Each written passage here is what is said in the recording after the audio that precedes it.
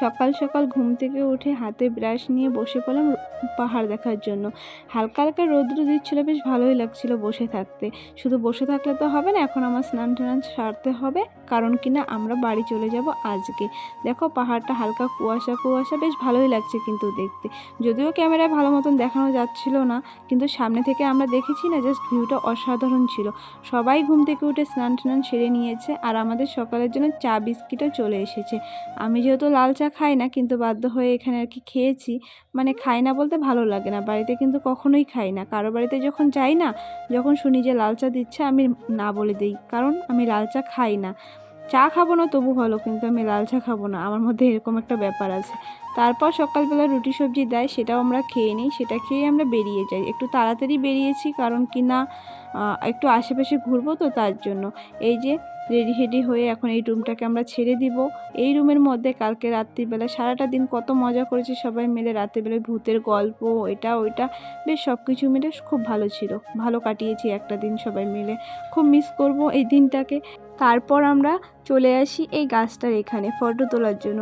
এখানে ভিউটা অনেক সুন্দর ছিল, তার কারণে এখানে আসা। সত্যি বলতেও অনেকটাই সুন্দর ছিল।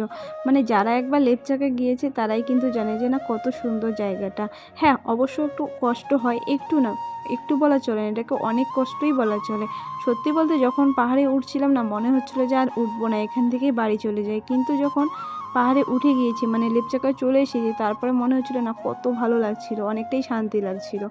আর বন্ধু বান্ধব বলো, সবার সঙ্গে যখন কাটিয়েছি না একটা দিন, খুব বেশ মজা হয়েছে।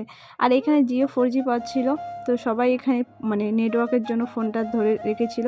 আর আমার তো কোনো চান্সই ছিল না যে আমার ফোনে নেটওয়ার্ক আসবে, কারণ কি না যখন আমরা পাহাড়ে উঠি তখনই যে আমার নেটওয়ার্ক চলে যায়, তারপর দিন যখন আমরা পাহাড় থেকে নামি তারপর আমার নেটওয়ার্ক আসে। বাড়িতে আমার ফোন দিয়ে যোগাযোগ করার মতন কোনো উপায়ই ছিল না, শুধু একমাত্র ডলের ফোনই এখানে চলছিল।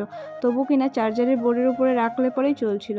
তো ওর ফোন দিয়েই আমরা বাড়ির লোকের সঙ্গে সবাই কন্ট্যাক্ট করি, সবার বাড়ির লোকের সঙ্গে। তো চলো এখন নিচের দিকে যাওয়া যাক। আমরাই ফার্স্ট আর কি এখান থেকে বেরিয়েছি বাড়ি যাওয়ার জন্য।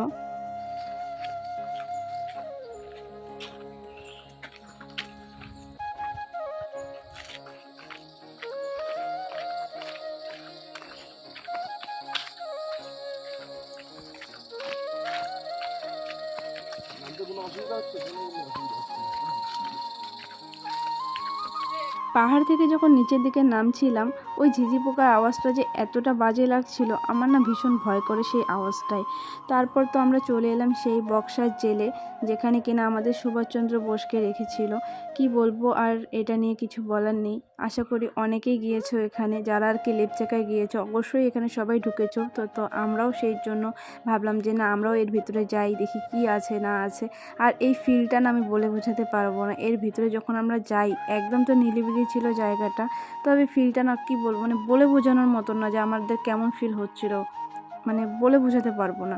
আর এখানে অনেক কিন্তু জেল আছে, কিন্তু কোথায় রেখেছে আমরা সঠিক সেটা জানি না, আমরা কেউই জানি না। আর ওগুলোই আমরা ঘুরে ঘুরে দেখছিলাম।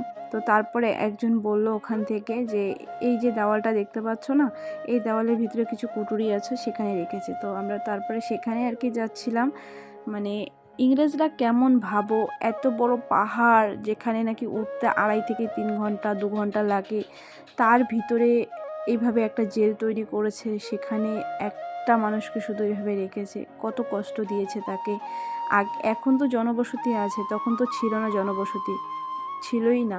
এখনও আছে, তবে এখন খুব সংখ্যা নেই এখানে, যেটা আমরা দেখতে পেলাম, খুব একটা মানুষজন এখানে থাকে না। মানে ভাবছিলাম যে কত কষ্ট দিয়ে তাকে রেখেছে, সেই ফিলটা আর কি মানে বলে বোঝানোর মতন না। তো একটু ঘুরে ফিরে আমরা দেখছিলাম সবাই মিলে। এখানে অনেকটা টাইম আমরা কাটিয়েছি, ম্যাক্সিমাম আধ ঘন্টার মতন। আর যেগুলো এখন দেখতে পাচ্ছ সেগুলো কিন্তু নতুন তৈরি হচ্ছে। আশা করি এখানে কোনো লোককে রাখে না, যদি কিনা লোককে রাখতো তবে হয়তো আমাদেরকে অ্যালাউ এখানে করতো না, তাই না?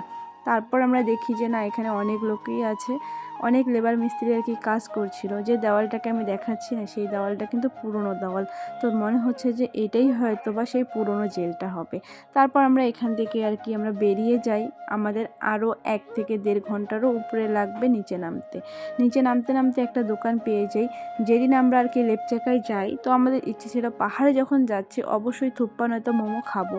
কিন্তু ভাগ্য আর কি বলবো, যে হোটেলে আমরা থাকি খাই সেখানে আর কি থুপ্পা মোমো করেনি, সেই কারণে আশেপাশে দোকানও ছিল না, খেতেও পারিনি।